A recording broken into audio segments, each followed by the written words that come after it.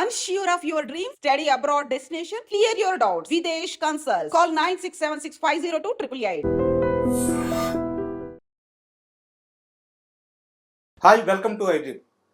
సినీ జర్నలిస్టుగా, పుస్తక రచయితగా, సినిమా రచయితగా తోటా ప్రసాద్ గారికి ప్రత్యేకంగా పరిచయం అవసరం లేదు. మరోసారి ఆయన ఇప్పుడు కన్నప్ప సినిమాతో ప్రేక్షకుల ముందుకు రాబోతున్నారు. ఆయన అడిగి ఆయన జీవిత విశేషాలు, కన్నప్ప సినిమా విశేషాలు తెలుసుకుందాం. నమస్తే సార్. నమస్తే అండి సార్, ఎలా ఉన్నారు? అలాగే కన్నప్ప ఎలా వస్తుంది? నేను బాగున్నానండి. కన్నప్ప సినిమా కూడా అత్యద్భుతంగా వచ్చింది. మేము ఏ స్థాయిలో మొత్తం అందరూ విష్ణువు గారు, మోహన్ బాబు గారు సంకల్పించి మహాయుద్ధం తలపెట్టారో దానికోసం అందరం కష్టపడి పనిచేసాం. డెఫినెట్గా మా కష్టం ఆడియన్స్కి నచ్చుతుందని. ఈ సినిమా ఒక పుక్కిటి పురాణం కాదు, నిజంగా జరిగిన ఒక చరిత్ర. సో ఈ చారిత్రాత్మక చిత్రం ఖచ్చితంగా చరిత్ర నిలిచిపోయే గొప్ప సినిమా అవుతుందని, అవ్వాలని మేము అందరం కోరుకుంటున్నాం. సార్, ఇప్పుడు మీ కెరీర్ చూసుకున్నట్టయితే 2010 మీ కెరీర్ పీక్స్. అవును. తర్వాత 2015 తర్వాత కూడా కాస్త బిజీ అయ్యారు. అయితే ఈ తరువాత కాలంలో ఇప్పుడు మీరు ఈ కన్నప్ప ప్రాజెక్ట్లోకి రావడం ఎలా జరిగింది? మిమ్మల్ని ఎవరు అప్రోచ్ అయ్యారు? ఈ ప్రాసెస్ ఎలా జరిగింది? అంటే మీరు అన్నట్టు నేను 2015 వరకు నా సినిమాలు అవి రిలీజ్ అయ్యాయి. 2017-18 ఏంటంటే నా వర్కింగ్ స్టైల్లో నా ప్లాన్ ఆఫ్ యాక్షన్ నేను మారుద్దాం అని డిసైడ్ అయ్యాను. నేను అంతవరకు రైటర్ కమ్ డైరెక్టర్స్తో ట్రావెల్ చేశాను.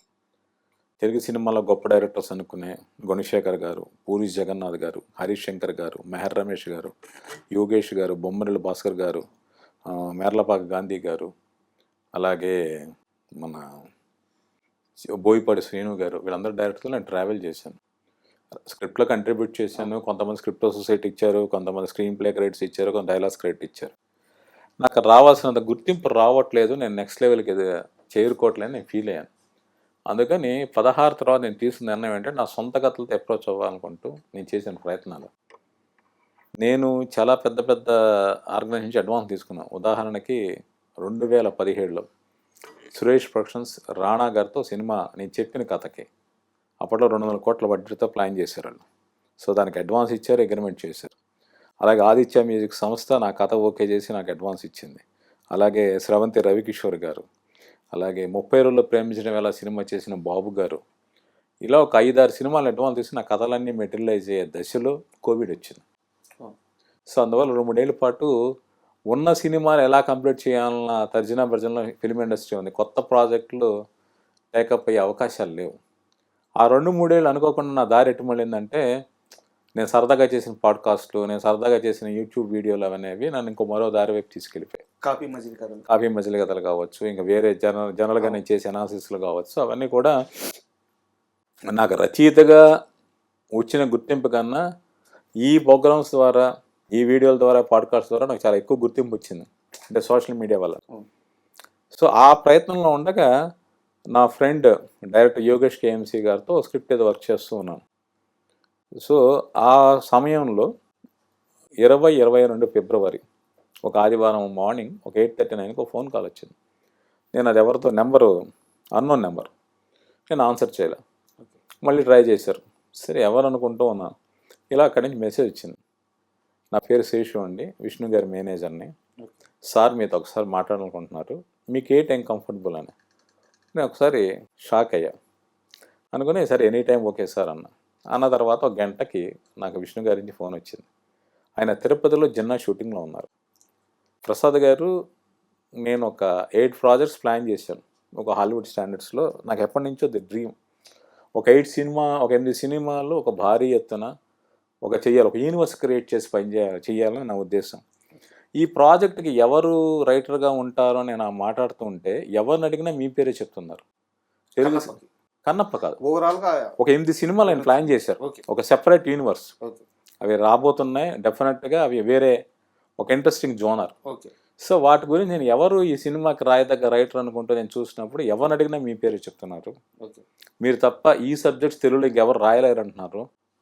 మైథాలజీ టచ్ ఉంటుంది, ఫ్యాంటసీ టచ్ అవన్నీ ఉంటాయి. సో ఒక అడ్వెంచరస్ టచ్ ఉంటుంది. సో అలాంటి నాకు ఆ జోనర్ చాలా పర్సనల్ కూడా ఇష్టం. సో మీరు తిరుపతి వస్తారా లేక హైదరాబాద్ వచ్చా కదా, మీ ఇష్టం సార్ అన్న తర్వాత ఆయన జిన్నా షూటింగ్లో ఉన్నారు. ఒక నెల 2 నెలల తర్వాత ఆయన ఆఫీస్కి పిలిచారు. పిలిచి నా గురించి చెప్పిన వ్యక్తుల్లో ప్రేమ్ రక్షిత్ మాస్టర్, కొరియోగ్రాఫర్. ఆయన నా గురించి విష్ణు గారికి చెప్పారట. విష్ణు గారు ఒక సబ్జెక్ట్ చెప్పగానే తోటప్రసాద్ ఒక ఆయన ఉన్నాడు, ఇలాంటివైతే ఆయన బాగా రాస్తా అని చెప్పి ప్రేమ్ రక్షిత్ మాస్టర్. ఆయన నేను చేసిన చాలా సినిమాలకి ఆయన కొరియోగ్రాఫర్గా పనిచేశారు. అప్పటి నుంచి పరిచయం ఉంది. అంతకన్నా ఇంకొక విశేషం ఏంటంటే, నేను రాణా గారు చెప్పిన కథకి ఆయన డైరెక్టర్ కావాలి. ఓకే. రాణా గారు ప్రేమ్ రక్షిత్ మాస్టర్ నమ్మారు. అంటే అంత భారీ సబ్జెక్ట్ చేయగలిగింది. అంటే రాజమౌళి గారు తీసే సినిమాలన్నిటికీ కూడా ఆయన ఓన్లీ కొరియోగ్రాఫర్కే కాదు, అవన్నీ మిగిలిన టోటల్ షూటింగ్లో ప్రేమ్ రక్షిత్ మాస్టర్ పార్టిసిపేషన్ ఉంటుంది. సో ఆ పరంగా ప్రేమ్ రక్షిత్ మాస్టర్ మీద రాణా గారికి చాలా నమ్మకం. అందుకని ఆయన డైరెక్షన్ ఛాన్స్ ఇద్దాం అనుకున్నారు. ఆ ప్రయత్నాలు అవి కూడా జరిగాయి. డిస్కషన్స్ నేను ప్రేమ్ రక్షిత్ మాస్టర్ దగ్గర కూర్చొని మాట్లాడుకోవడం జరిగాయి. ఆ డిస్కషన్స్ వల్ల ఆయన నాకు మీద కలిగిన ఒక ఇంప్రెషన్ విష్ణు గారికి చెప్పాను. విష్ణు గారిని కలిసిన తర్వాత ప్రసాద్ గారు మీకు స్క్రిప్ట్ ఇస్తాను, నాకు ఇలాగ 8 స్క్రిప్టులు చేయాలి, సో దాన్ని బట్టి మనం చేద్దాం అన్నారు. సార్ అది కలిసి ఆయన్ని కబురు చేస్తా అన్నారు. తర్వాత ఆయన షూటింగ్లో ఉన్నారు, జన్నా షూటింగ్లో కలవాల. నేను ఒక 2 సార్లు మెసేజ్ పెట్టి వాళ్ళ మేనేజర్కి, సరే ఓకే మనం ఫార్మల్గా కలిసి ఇంకా దాని మీద ఫర్దర్గా ఏం జరగలేదేమో, ఇంట్రెస్ట్ లేదేమో అనుకున్నాం.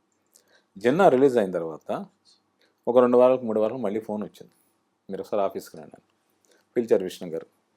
పిలిచి నేను మాట్లాడుతుంటే ఒకసారి రకరకాల టాపిక్స్ మీద ఆయన కొంచెం ఆశ్చర్యపోయి, మీకు ఎంత నాలెడ్జ్ ఎలా వచ్చింది ఏంటి అంటే, తెలుగు సినిమా ఇండస్ట్రీలో ఒకరిద్దరు చాలా టాప్ రైటర్స్, వాళ్ళ స్థాయిలో మీరు ఆ సబ్జెక్టులు అవి మాట్లాడుతున్నారు సార్, సో మనం కంటెస్ట్ చేయాలి, మీరు 3 ఏళ్ళ పాటు నాతో ట్రావెల్ చేయాలి, మీరేందో సినిమా కమిటీ అయితే నాకు మాట చెప్పి చేయండి అన్నారు. నేను ఆల్రెడీ కమిటీని కొన్ని ప్రాసెస్ గురించి చెప్పి సరే ఓకే సార్ అన్న. సరే రెమ్యునరేషన్ మాట్లాడారు, ఇమ్మీడియట్గా అగ్రిమెంట్ చేయించారు, అడ్వాన్స్ ఇచ్చారు. ఆయన పద్ధతి ఏంటి అంటే, చాలామంది సినిమా రిలీజ్ అయిన తర్వాత కూడా పేమెంట్ బ్యాలెన్స్లు ఇచ్చేవాళ్ళు కొంతమంది ఉన్నారు. విష్ణు గారి ఏంటి అంటే, షూటింగ్ ఫస్ట్ షెడ్యూల్ కంప్లీట్ అయ్యేలాగా ఫైనల్ పేమెంట్ ఇచ్చేయాలి. ఆయన ఏ డేట్ చెప్పారో ఆ డేట్ ప్రకారం పేమెంట్స్ ఇస్తారు ఆయన. ఒక రోజు అటు కాదు ఇటు కాదు. అలాగే షెడ్యూల్ స్టార్ట్ అయ్యే ముందు మన ఫైనల్ సెటిల్మెంట్ జరిగిపోతుంది. సో అయిన తర్వాత ఒక స్క్రిప్ట్ చేశాను నేను. చేసిన తర్వాత ఆ 8 ప్రాజెక్టులో సెకండ్ ప్రాజెక్ట్ ముందు నేను రాసిన తర్వాత ఆయనకు బాగా నచ్చి ఫస్ట్ పార్ట్ కూడా చెప్పారు. ఫస్ట్ పార్ట్ కూడా వర్క్ చేస్తున్నాం. ఆ వర్క్ చేస్తున్నప్పుడు కన్నప్ప సినిమా ప్యారలర్గా ఆయన ఎప్పటి నుంచి చేయాలనుకుంటున్నారు, ప్యారలర్గా దాని మీద వర్క్ జరుగుతూ ఉంది. ఒకరోజు ఆయనతో పర్సనల్గా కూర్చున్నప్పుడు, వేరే యూనిట్ చేస్తున్నారు దానికి వేరే అంటే విష్ణు గారు కథ దాని మీద 5 ఏళ్ళ నుంచి చాలా కాలం పాటు ఆయన మదన పడుతూ రాస్తూ ఉన్నారు. వేరే ఒక డైలాగ్ రైటర్ ఉన్నారు, ఆయన రాయడం అవన్నీ జరుగుతూ ఉన్నాయి. రాస్తున్నప్పుడు ఒకరోజు ఎప్పుడో నేను విష్ణు గారితో కూర్చున్నప్పుడు కన్నప్ప గురించి నా ఐడియాస్ కొన్ని షేర్ చేసుకున్నాను, నాకు తెలిసిన విషయాలు అవన్నీ. అంటే మీకు దీని మీద బాగా నాలెడ్జ్ అని, నాకు ఇలాంటి సబ్జెక్ట్కి చాలా పర్సనల్ ఇంట్రెస్ట్ సార్, అవకాశం ఉంటే నేను కంట్రిబ్యూట్ చేస్తాను. సరే ఓకే అన్నారు. సరే ఇది అయిపోయిన తర్వాత 23 మార్చి 16వ తారీఖు నేను నా ఫ్యామిలీతో తిరుపతి వెళ్ళా దర్శనానికి. 15వ తారీఖు తిరుమల దర్శనం అయింది. 16వ తారీఖు శ్రీకాళహస్తి ఫ్యామిలీకి వెళ్ళడానికి నేను ప్లాన్ చేసుకున్నాను. ఇలాగ విష్ణు గారి నుంచి కబురు, నేను యూనివర్సిటీలో ఉన్నా మీరు రండి అని. సో నేను శ్రీకాళహస్తి టెంపుల్కి వెళ్ళబోతూ కూడా ఇంకా ఆగిపోయాను. ఫ్యామిలీని పంపించి నేను విష్ణు గారి దగ్గర వెళ్ళా. ఆ రోజు మీటింగ్ అనేది మార్నింగ్ జరగాల్సిన మధ్యాహ్నంకి వెళ్ళింది. నేను చాలా బాధపడ్డా, ఏంటి ఎంత దూరం వచ్చి ఫ్యామిలీతో శ్రీకాళహస్తీశ్వరుడి దర్శనం చేసుకోవడం ఏంటి, సరే మనకు వర్క్ ఇంపార్టెంట్ అనుకుంటూ ఉన్నాను. మేము మాట్లాడుకున్న తర్వాత 8 ప్రాజెక్టులు దాని గురించి మాట్లాడిన తర్వాత ఒకసారి అయ్యవారు మిమ్మల్ని రమ్మన్నారు అని అంటే, అయ్యవారు అంటే మోహన్ బాబు గారు, ఆయన యూనివర్సిటీ ఛాన్సలర్ కదా, పిల్లలందరూ కూడా అయ్యవారు గౌరవ సూచంగా మాస్టర్ అని పిలిచి అలా పిలుస్తారు. సో విష్ణు గారు తన కారులో యూనివర్సిటీ నుంచి మోహన్ బాబు గారి ఇంటికి తీసుకెళ్ళారు. ఆయన పిలిచి, ప్రసాద్ గారు మీ గురించి నేను చాలా విన్నాను, సో మీరు కన్నప్ప రాయండి అని అడిగారు. ఇది మార్చి 16, 2023 జరిగింది. నేను శ్రీకాళహస్తీశ్వరుడు దర్శనం నాకు లభించలేదు, కానీ కన్నప్ప అనే శ్రీకాళహస్తి చరిత్ర ఏది ఉందో అది రాసే అవకాశం నాకు దొరికింది. ఒక క్షణం ఆనందపడ్డా. అది ఈరోజు పూర్తయింది. 2025 మహాశివరాత్రి రోజు అదే మోహన్ బాబు గారు, అదే విష్ణు గారు వాళ్ళ యూనిట్తో పాటు నేను ఒక యూనిట్ మెంబర్ని దగ్గరుండి తీసుకెళ్లి మహాశివరాత్రి రోజు శ్రీకాళహస్తి దర్శనం, జ్ఞానప్రసూనాంబికాదేవి దర్శనం చేయించారు. అది ఆ రోజు నేను మిస్ అయిన దర్శనం ఈరోజు ఎంత గొప్పగా అద్భుతంగా జరగడం కోసమే నేను ఆ రోజు మిస్ అయ్యానేమో. కన్నప్ప సినిమా పనిచేయకుండా రావద్దనే ఈశ్వరుడు అనుకున్నాడేమో. సో ఇది నేను మర్చిపోలేని సంఘటన. ఇక్కడ ఇంకో లింక్ కూడా ఉంది సార్ శివుడితో. మీకు కిడ్నీ సమస్యలు వచ్చినప్పుడు ఆల్మోస్ట్ చావు దాకా వెళ్ళొచ్చారు మీరు. ఆ ట్రీట్మెంట్ టైంలో మిమ్మల్ని బతికిచ్చింది ఒక పాట అని గతంలో ఒకసారి చెప్పున్నారు. అవును. అది మనకి కలేజా సినిమాలో సదాశివ సన్యాసి. అవును. ఏ శివుడి పాట అయితే మిమ్మల్ని బతికిచ్చిందో అదే శివుడి సినిమాకి ఈరోజు మీరు పనిచేసి ప్రేక్షకుల ముందుకు రాబోతున్నారు. ఈ మొత్తం సర్కిల్ ఎలా అనిపిస్తుంది? అంటే పర్సనల్గా నా చిన్నప్పటి నుంచి భగవంతుని విపరీతంగా నమ్ముతూ ఉంటాను. నేను కొంత సాధన చేశాను, దారి తప్పాను. అది ఒక స్పిరిచువల్ జర్నీ వేరే. బట్ లైఫ్లో మనం చాలాసార్లు డిప్రెషన్ లోనవుతాం. ఎప్పుడు మన జాబ్ పోయినప్పుడు, ఫైనాన్షియల్ క్రైసిస్ వచ్చినప్పుడు, ఇంట్లో ఎవరికో బాగున్నప్పుడు. ఇది నాది త్రూ 2010-11 నా పరిస్థితి ఏంటి అంటే, నేను ఒక రైటర్గా నేను ఏ పొజిషన్ ఎక్స్పెక్ట్ చేశాను ఆ పొజిషన్కి వెళ్ళిపోయాను, చేరుకోబోతున్నా. చాలా ఒకవైపు విజయరేఖ. రామ్ చరణ్ గారు, ఎన్టీఆర్ గారు, అల్లు అర్జున్ గారు, ఇలా టాప్ స్టార్ సినిమాలను ఎట్ ఏ టైం చేస్తున్నా. సో ఇటువంటి సినిమాలు నాకు సోలో రైటర్గా పనిచేస్తాను. లైఫ్ టర్నింగ్ తిరగబోతున్నాను అనుకున్న దశలో ఇల్ హెల్త్ వచ్చింది. నాకు బ్యాడ్ హ్యాబిట్స్ లేవు, బట్ గుడ్ హ్యాబిట్స్ కూడా లేవేమో నాకు అనిపిస్తూ ఉంటుంది. సో వచ్చింది, ఇట్స్ ఎ ఫేట్. వచ్చిన తర్వాత 1.5 year నాకు ప్రతిరోజు స్ట్రగుల్ అయ్యి, రేపు నాకు ఉంటుందో లేదో తెలియదు, నేను బతుకుతానో లేదో తెలియదు. అటువంటి పరిస్థితుల్లో కూడా పనిచేస్తూ నేను సర్వైవ్ అయ్యాను. టోటల్ ఇండస్ట్రీ మొత్తం నాకు సపోర్ట్గా నిలిచింది. ఆ దశలో అర్ధరాత్రులు అపరాత్రులు నాకు ఊపిరాడగా హాస్పిటల్ కారులో తీసుకెళ్తున్నప్పుడు ఒక 2 పాటలు వినేవాడిని. అప్పుడు ఉన్నది ఒకటే పాట, కలేజాలో సదాశివ సన్యాసి, రామజోగయ్య శాస్త్రి గారు రాశారు. ఆ పాటలో ఒక 2 లైన్లు ఉంటాయి, లోకాల నేలే రేడు నీకు సాయం కాకపోడు అనేది. ఓకే, ఇది నేను దాటుతాను, ఈ 1.5 year ఈ చావు పోరాటం నుంచి బయటపడతాను, నా ఫ్యామిలీ రెస్పాన్స్ ఫుల్ఫిల్ చేసుకుంటాను అని ఒక ఇన్స్పిరేషన్ మోటివ్ సాంగ్గా అది నన్ను నిలబెట్టింది ఆ రోజు. సో అక్కడి నుంచి సాగిన ప్రయాణంలో నేను కొన్ని డివోషనల్ టచ్ ఉన్న బ్యాక్డ్రాప్ సినిమాలు కూడా నేను రాశాను. ఉదాహరణకు అర్జున్, మధుర మీనాక్షి బ్యాక్డ్రాప్లో నడిచే సినిమా. అలా కన్నడంలో నేను శివం అని ఒక సినిమా రాశాను, ఉపేంద్ర గారి హీరో, దండపాలి డైరెక్టర్ శ్రీనివాసరావు గారు. అది యాక్చువల్ మొదటి టైటిల్ బసవన్న. అప్పుడు ముఖ్యమంత్రి యడ్యూరప్ప గారు అసెంబ్లీలో ఆ టైటిల్ మీద చాలా గొడవ చేసి కాంట్రవర్సీ అయ్యి టైటిల్ మార్చి చిరక శివం అని పెట్టారు. తెలుగులో బ్రాహ్మణ అని డబ్ అయింది. సో నేను అనుకోకుండానే నాకు అలాగే రుద్రమదేవి సినిమాలో పరమేశ్వరుడు రుద్రుడికి పాశుపత శైవారాధన చేసిన వ్యక్తి మహారాణి రుద్రమదేవి. సో నా సినిమాల్లో అటు పరమేశ్వరుడు కావచ్చు, అమ్మవారు కావచ్చు అలా వచ్చారు. అలాగే రాణా గారికి నేను చెప్పిన కథ కూడా ఒక వైష్ణవానికి సంబంధించిన కథ, ఒక గొప్ప చారిత్రక ఘట్టం ఆధారంగా నేను చెప్పిన ఒక కథ, ఒక అడ్వెంచర్స్ యాక్షన్ ఫిల్మ్. ఆ సినిమా కానీ ప్రేక్షకుల ముందుకు వస్తే డెఫినెట్గా రైటర్గా నాకు మంచి అభినందనలు వస్తాయనుకుంటాను. ఆ సినిమా ఒక కొత్త కథని ప్రపంచానికి చెప్తుందని నేను అనుకుంటున్నాను. ఇప్పటికీ ఉందా సార్ కథ? అది ఆ కథ ఉంది, ఆల్రెడీ రాణా గారు అగ్రిమెంట్ చేశారు, అడ్వాన్స్ ఇచ్చారు. 2017 June 6 మన రామానాయుడు గారి జయంతి. సో ఆ రోజు సెంటిమెంట్గా రాణా గారు అడ్వాన్స్ ఇచ్చి అగ్రిమెంట్ చేశారు. హిరణ్య తర్వాత చేస్తా అన్నారు, ఆయన చేస్తారో చేయరో నాకు ఇంకా తెలియదు. మధ్యలో అడిగా కథ ఆయన దగ్గర తీసుకుని వేరే వాళ్ళ కోసం అప్రోచ్ అవుదామన్న ఆలోచన కూడా ఉంది, మరి చూడాలి. సార్ ఇప్పుడు కన్నప్పతో మీరు ఫస్ట్ నుంచి ట్రావెల్ అయ్యారు, స్క్రిప్ట్ నుంచి ట్రావెల్ అయ్యారు అంటే దాంట్లోకి ఎలాంటి యాక్టర్స్ వస్తున్నారు, ఎవరు ఇన్వాల్వ్ అవుతున్నారు, ఎవరితో ఏ సీన్ చేయబోతున్నాం, ఇదంతా మీకు మొత్తం తెలుసు. అయితే రుద్రుడిగా ప్రభాస్ గారిని సెలెక్ట్ చేయాలన్న ఆలోచన ఫస్ట్ ఎవరిది, ఆయన్ని ఎవరు అడిగారు, ఆయన రెమ్యునరేషన్ కూడా లేకుండా ఈ సినిమాకి ఒప్పుకున్నారంట, ఈ మొత్తం సీక్వెన్స్ గురించి ఒకసారి చెప్తారు? అంటే విష్ణు గారు కొంతమంది హాలీవుడ్ రైటర్స్తో కూడా స్క్రిప్ట్ రాయించారు కన్నప్ప సినిమాకి. తర్వాత ఆయన రాశారు, కథ అయింది. అయిన తర్వాత మొత్తం ట్రీట్మెంట్లో ఒక క్యారెక్టర్ ఉంటుంది, సెకండ్ హాఫ్లో వచ్చి ఒక క్లైమాక్స్కి లీడ్ చేసే ఒక క్యారెక్టర్, కథని ఒక డ్రైవ్ చేసే క్యారెక్టర్, ఒక ఇంపార్టెంట్ క్యారెక్టర్. ఆ సీన్ నేరేట్ చేసినప్పుడు విష్ణు గారు ఈ క్యారెక్టర్ ప్రభాస్ చేస్తే బాగుంటుంది, కానీ చేస్తాడో చేయడు అన్న ఉద్దేశంతో ఉన్నారు.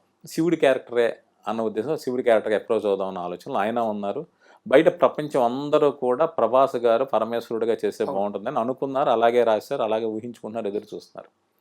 ఒకసారి ప్రభాస్ గారిని కలిసి విష్ణు గారు నేరేట్ చేసినప్పుడు టోటల్ స్క్రిప్ట్ నేరేట్ విన్నారు ఆయన. ఓకే, విన్న తర్వాత ఆయన అన్నది ఏంటంటే, నేను శివుడి క్యారెక్టర్ కాదు, ఆ క్యారెక్టర్ చేస్తాను, రుద్ర క్యారెక్టర్ చేస్తాను.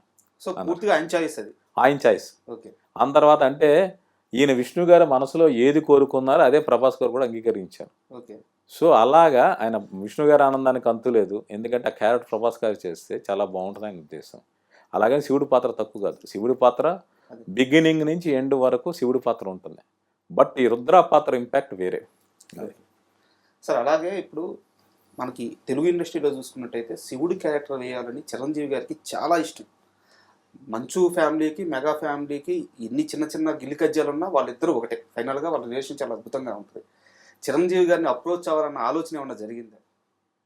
నాకు తెలిసి అది జరగలేదు.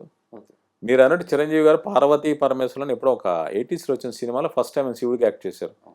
తర్వాత ఆపద్ బాంధవుల్లో ఒక సాంగ్లో చేశారు. శ్రీమంజనాల్లో ఫుల్ లెంగ్త్ శివుడి క్యారెక్టర్ చేశారు. ఎందుకంటే ఆయన పూర్తి పేరే శివశంకర్ వరప్రసాద్ కాబట్టి ఆయనకు పరమేశ్వరుడి పాత్ర మీద చాలా మక్కువ ఉండి ఉండొచ్చు. వీళ్ళు మొదటి నుంచి శివుడి పాత్ర ఒక తెలుగు అంటే చిరంజీవి గారు వాళ్ళు ఏం అనుకోలేదు, వేరే స్టార్ ఎవరైనా చేస్తే బాగుంటుంది మొదటి నుంచి అనుకున్నారు. చివరికి ఆ పాత్ర అక్షయ్ కుమార్ గారు చేశారు. సూపర్. సార్ ఇప్పుడు ఒక సీరియస్ క్వశ్చన్. కన్నప్ప సినిమా విపరీతమైన బజ్ క్రియేట్ చేసింది. అవును, రిలీజ్కి ముందే హైప్ వచ్చింది. అయితే ఇక్కడ ఇంకో వర్గం ఉంది సార్, వాళ్ళు ప్రభాస్ హార్డ్ కోర్ ఫ్యాన్స్, డైహెడ్ ఫ్యాన్స్ అంటారు కదా ప్రభాస్ గారు, అలాంటి ఫ్యాన్స్ అనమాట. అంటే ప్రభాస్ కెరీర్ పీక్స్లో ఉంది. ఇలాంటి సమయంలో కన్నప్పలో ఏదో మొహాటానికి మా వాడు ఒప్పుకున్నాడు, సినిమా ఎలా ఉండబోతుందో, ఈ టైంలో అవసరమా, ఇలా కొంత భయపడే ప్రభాస్ ఫ్యాన్స్ ఉన్నారు. వాళ్ళకి మీరు ఎలాంటి ధైర్యం ఇవ్వబోతున్నారు? ఇది ధైర్యం కాదండి. అంటే ఒక నటుడికి రకరకాల భిన్నమైన పాత్రలు చేయాలని కోరుకుంటుంది. ప్రభాస్ గారు ఈరోజు పాన్ ఇండియా స్టార్ దాటి ప్రపంచవ్యాప్తంగా తెలిసిన స్టార్ అయ్యారు. ఎందుకంటే అటు హాలీవుడ్ కావచ్చు, మిడిల్ ఈస్ట్ కంట్రీస్ కావచ్చు, జపాన్ కావచ్చు, వీటన్నిటిలో ఆయనకు విపరీతంగా ఫ్యాన్స్ ఉన్నారు. అయితే ఏంటి అంటే కన్నప్ప సినిమా అనేది ప్రభాస్ గారి ఫ్యామిలీకి ఒక స్పెషల్ ఫిల్మ్. ఎందుకంటే ఆయన పెదనాన్న గారు కృష్ణరాజు గారు భక్త కన్నప్ప అని సినిమా చేశారు. అదో memorable movie. So Kannappa cinema Prabhas గారితో చేయాలని కృష్ణరాజు గారి కోరిక, అది నెరవేరలా. సో ప్రభాస్ గారు ఆయనకున్న బిజీ షెడ్యూల్స్ కావచ్చు, ఆయనకున్న ప్లానింగ్ కావచ్చు, వస్తున్న ఆఫర్స్ కావచ్చు, కన్నప్ప క్యారెక్టర్ ఆయన చేసే అవకాశం లేదు. బట్ తనకి చాలా ఇష్టమైన మోహన్ బాబు గారు ఇన్ని 100 కోట్లు పెట్టి సినిమా తీస్తున్నారు. విష్ణు గారు ఆ పాత్ర మీద మక్కువతో సినిమా చేస్తున్నారు. మా పెదనాన్న గారి డ్రీమ్ వీళ్ళు చేస్తున్నప్పుడు నేను పార్టిసిపేట్ చేయాలని. ఇప్పుడు ఆయన చెయ్యాలనుకుంటే ఇంకొకటి చెప్తున్నాను, ఆయన ఏ శివుడి పాత్ర చేయొచ్చు, లేక ఇంకో పాత్ర చేయొచ్చు, ఒక క్యామియోలో చేయొచ్చు. కానీ ఆయన రుద్ర పాత్ర ఎందుకు చేశారు? ఆ పాత్రలో ఒక స్ట్రైకింగ్ ఎలిమెంట్ ఉంది.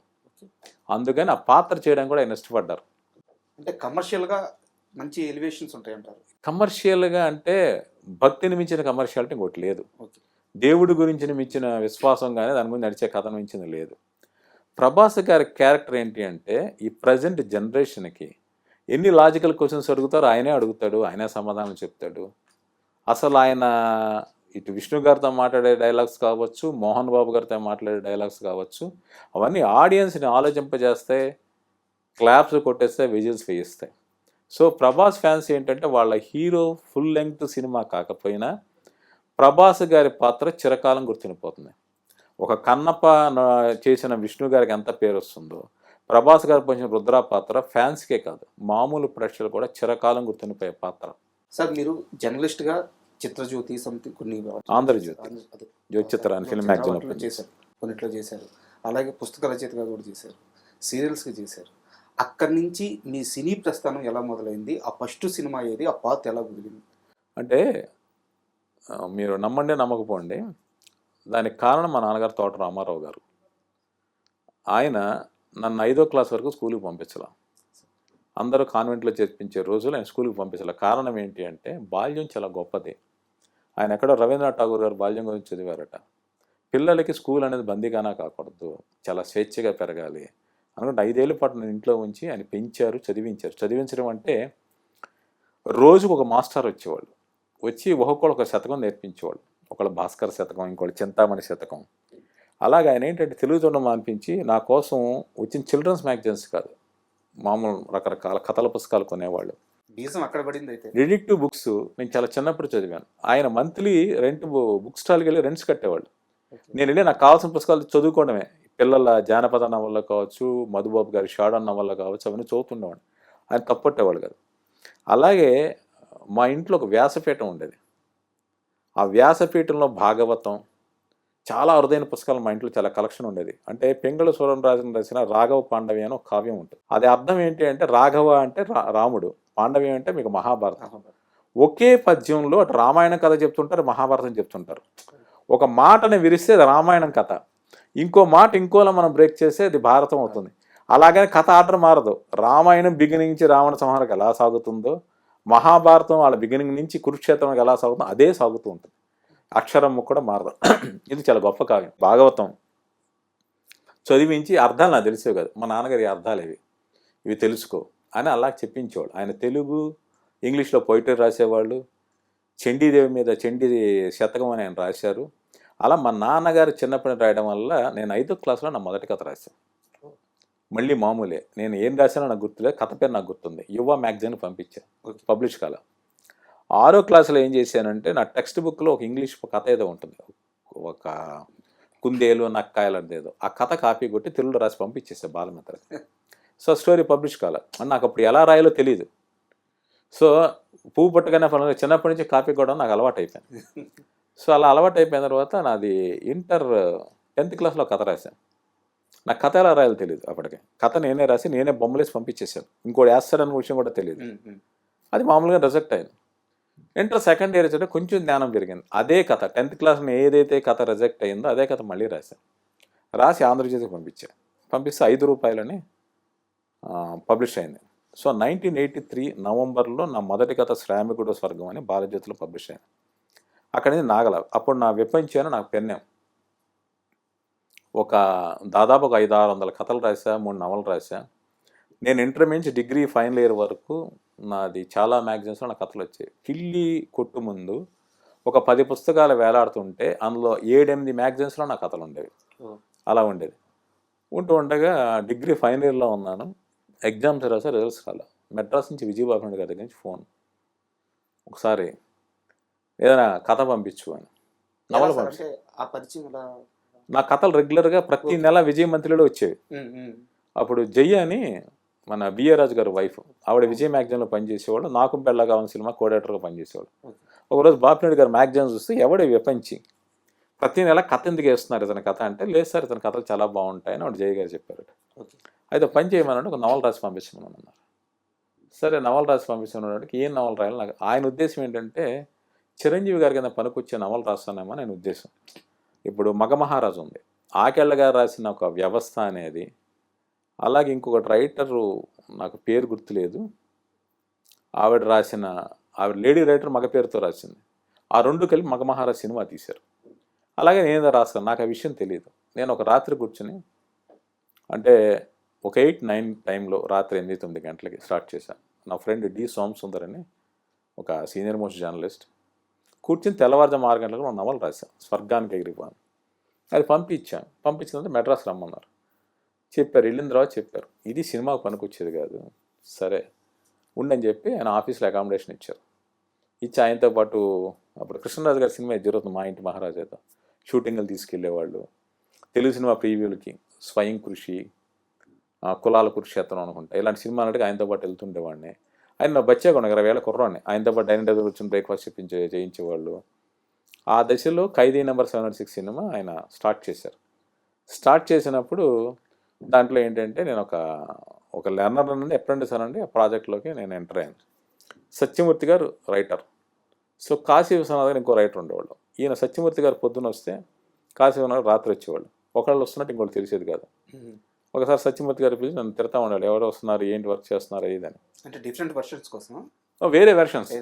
నాకు 20 ఏళ్ళ వయసులో 20-21 ఏళ్ళ వయసు. ఏంటి ఒక రైటర్ రాసి ఇంకో రైటర్ రాసే తప్పు ఏంటి, 2-3 కలిసి రాయొచ్చు కదా, ఎందుకు ఇలా ఫీల్ అవుతుంటారు అనేసి ఆ వాతావరణం నాకు కొంచెం ఇబ్బందికరంగా అనిపిస్తుండేది. సినిమా వాతావరణం నాకు నచ్చక ఈలోగా ఏంటంటే జ్యోతిచిత్ర అనే ఫిల్మ్ మ్యాగ్లో నాకు ఆఫర్ వచ్చింది. కరెక్ట్గా గువ్వా గోరింక సాంగ్ కంపోజింగ్ అప్పుడు నేను ఉన్నా. రాజకోటి గారు కంపోజ్ చేస్తుంటే బాపినాయుడు గారు ఇంట్లోనే చేశారు, భువన్ చంద్ర గారు రాశారు. నేను రూమ్ బయట వెయిటింగ్, ఆ లోపల ఆ రూమ్లోనే బయట కూర్చున్నాను. సో ఆ సాంగ్ బయటకు వచ్చిన దాని లిరిక్ అది చూశాను. ఆ సాంగ్ రికార్డింగ్ జరిగిన రోజు నేను బాపినాయుడు గారు నేను జాబ్ మానేస్తాను అని చెప్పాను. ఎందుకు అన్నారు. లేదు సార్ మా ఊరు వెళ్ళిపోతాను, నా బెంగగా ఉన్నాను. సరే వెళ్ళిపోనే నేను పంపించారు, నాకు రావాల్సిన డబ్బులు ఇచ్చి పంపించారు. సో నేను మెడ్రాస్ నుంచి విజయవాడ జ్యోతిచిత్రలో చేరా. సో జ్యోతిచిత్రలో 13 years పనిచేశాను. 1987 నవంబర్ నుంచి 2000 వరకు చేశాను.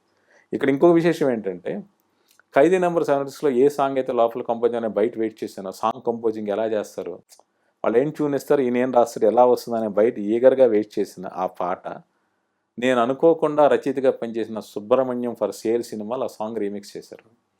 సో అదొక ఇంకొక బ్యూటిఫుల్ మూమెంట్. అంటే లైఫ్లో ఒక్కొక్కటి రౌండ్ అప్ అవుతూ ఉంటాయి. మీకు ఇందాక చెప్పినట్టు కాళహస్తి దర్శనం ఎలాగో ఈ గువ్వా గోరింక సాంగ్ కూడా అంతే. సో అయినప్పుడు నేను జోచితల్లో ఉండగా 92 విజయవాడ లాఠీ సినిమా షూటింగ్ జరుగుతుంది. గుణశేఖర్ గారు అక్కడే చేశారు మొదటి మూవీ. ఆయన మొదటి మూవీ. Mm. నేను ప్రెస్ మీట్లో ఏం అడిగా ప్రొడ్యూసర్ని, ఇతను ఎందుకు పెట్టుకున్నారు డైరెక్టర్ని, Mm. ఆల్రెడీ హీరో రాజశేఖర్ గారు సినిమా పెట్టి మధ్యలో తీసేశారు కదా, అతను పెట్టి ఎందుకు తీస్తున్నారు అని. గుణశేఖర్ గారు మొదట షాక్ అయ్యారు, ఏంటి ఎలా అడుగుతున్నాడు క్వశ్చన్స్ అని. దాని మీద ఆయన నాకు ఇంట్రెస్ట్ క్రియేట్ అయింది. 93 ఫిబ్రవరిలో నాకు విజయవాడ నుంచి హైదరాబాద్ ట్రాన్స్ఫర్ అయింది. తెలుగు సినిమా ఇండస్ట్రీ అంతా హైదరాబాద్ వచ్చేసింది. మన అమీర్పేట సెంటర్లో సుధా హోటల్ అని ఒకటి ఉండేది. ఆ రోజు నేను అక్కడ దగ్గరలోని అక్కడ అమ్మవారి టెంపుల్ ఉంటుంది సత్యం థియేటర్ రోడ్లో, అక్కడే నాకు రూమ్లో ఉండేవాడిని. సో అక్కడి నుంచి హోటల్కి టిఫిన్ చేసి గుణశేఖర్ గారు, ఒక కెమెరామ్యాన్ అరవింద్ ఆళ్ళ, మధు నాయుడు అని కూడా అంటారు ఆయన్ని, వాళ్ళిద్దరు టిఫిన్కి వచ్చారు. నేనే వచ్చాను. ఇద్దరు కలిసి మాట్లాడిన తర్వాత, మీరు ఈవినింగ్ వస్తారండి ఇంటికి అన్నారు. సో వెళ్ళా గుణశేఖర్ గారి ఇంటికి. మాటల మధ్యలో నేను ఇలా రైటర్ అండి, విప్పించిన పేరుతో రాసేవాడిని అంటే ఆయన ఒకసారి షాక్ అయ్యాడు.